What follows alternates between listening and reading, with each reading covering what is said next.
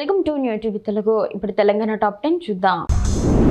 భద్రాద్రి కొత్తగూడెం జిల్లా అశ్వారావుపేటలో దమ్మపేట మండల పరిధిలోని భూ వివాదంలో తెలంగాణ రాష్ట్ర ఇరిగేషన్ డెవలప్మెంట్ చైర్మన్ మువ్వా విజయబాబు పేరును ప్రస్తావించడాన్ని దమ్మపేట మండల కాంగ్రెస్ పార్టీ నాయకులు తీవ్రంగా ఖండించారు. మువ్వా విజయబాబు రాజకీయ ఎదుగుదలను ఓర్చుకోలేక కొందరు ఆయనపై దుష్ప్రచారం చేస్తున్నారని కాంగ్రెస్ నాయకులు కార్యకర్తలు తెలిపారు. ఐడీసీ చైర్మన్ మువ్వా విజయబాబుపై వచ్చిన ఆరోపణలు అర్థరహితమని వారు పేర్కొన్నారు.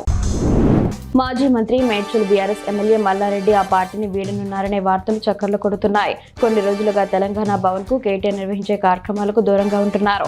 ఇక తాజాగా ఓ కార్యకర్త బర్త్డే వేడుకలో నేను బీఆర్ఎస్ కు దూరం అవుతున్నానని మర్చిపోతున్నారా అని ఆయన సరదాగా చేసిన వ్యాఖ్యలపై చర్చ జరుగుతోంది. ఇక ఇటీవల మల్లారెడ్డి కోడలు ప్రీతిరెడ్డి బీజేపీలో చేరతారని ప్రచారం జరగగా వాటిని ఖండించారు. అయితే ఫైనల్ గా ఆయన బీజేపీ వైపే చూస్తున్నారనే టాక్ వినిపిస్తోంది.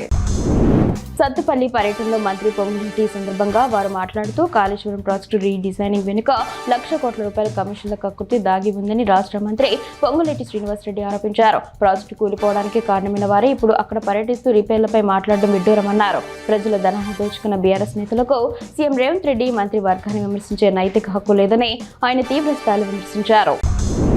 సూర్యాపేట జిల్లా ఎస్పీ నరసింహ కోదాడ పట్టణ పోలీస్ స్టేషన్ ను వార్షికంగా తనిఖీ చేశారు. పోలీస్ సిబ్బంది గౌరవహోమం స్వీకరించి స్టేషన్ పరిసరాలు, రిసెప్షన్ రికార్డులో కేసుల దర్యాప్తు, స్వాధీనం వాహనాలు పరిశీలించారు. పెండింగ్ కేసులను త్వరితగతిన పూర్తి చేసి ప్రజలకు వేగవంతమైన సేవలు అందించాలని, డోర్ స్టెప్ ఎఫ్ఐఆర్ అమలు చేయాలని ఆదేశించారు. పట్టణాన్ని సెక్టార్లుగా విభజించి గస్తీ నిర్వహిస్తున్నామని, ట్రాఫిక్ నియంత్రణకు ఆపరేషన్ రూట్ కొనసాగుతున్నారు.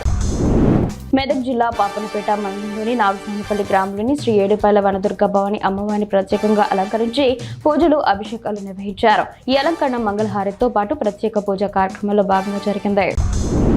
భద్రాద్రి కొత్తగూడెం జిల్లా పెదపాక నియోజకవర్గం బోర్గంపాడు మండలం సారపాక గ్రామ పంచాయతీ పరిధిలోని సుందరయ్య నగర్లో చేపడుతున్న సీసీ రోడ్డు పనుల్లో నాణ్యతా ప్రమాణాలు పాటించడం లేదని స్థానికులు ఆరోపిస్తున్నారు. సిమెంట్ రోడ్డు వేయడానికి ముందు గ్రావెల్, పీసీసీ వేసి రోలర్తో కాంపాక్షన్ చేయాల్సి ఉండగా వాటిని విస్మరించి నేరుగా సీసీ రోడ్డు వేస్తున్నారని వారు చెబుతున్నారు.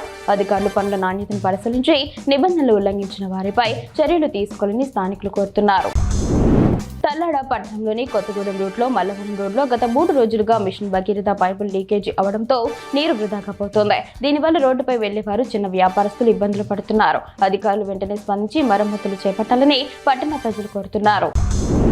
వేల్పూర్ మండల కేంద్రంలో తాడి చెట్టు పైనుండి పడిపోయిన గోస్కి సంజీవ్కు మాల్టా వేల్పూర్ అసోసియేషన్ ఆధ్వర్యంలో ₹25,000 ఆర్థిక సహాయం అందించారు. ఈ కార్యక్రమంలో ఉప సర్పంచ్ బాలయ్య, మాల్టా కిషన్, తంబాకు చాందిని, రవీంద్ర పాల్గొన్నారు.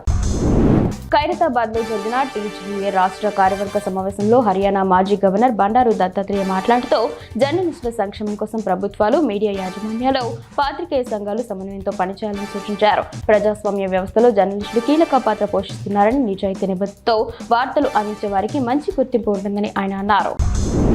ఎగువన కురుస్తున్న భారీ వర్షాలకు ములుగు జిల్లా వాజేడు మండలంలోని బొగత జలపాతం వరవల్ల తొక్కుతోంది. సమీప అడవుల్లోని కొండలు, వాగులు పొంగడంతో జలపాతానికి భారీగా వరద నీరు చేరుతోంది. నీరు ఎత్తైన కొండ నుంచి పాలనీరుగా మాదిరి కదిలి వస్తుండగా పర్యాటకులను ఆకర్షిస్తోంది. తెలంగాణ నయగారాగా పేరు పొందిన బొగత జలపాత సోయగాలు తిలకించేందుకు రాష్ట్రంలోని వివిధ ప్రాంతాల నుంచి పర్యాటకులు పెద్ద సంఖ్యలో తరలివస్తున్నారు.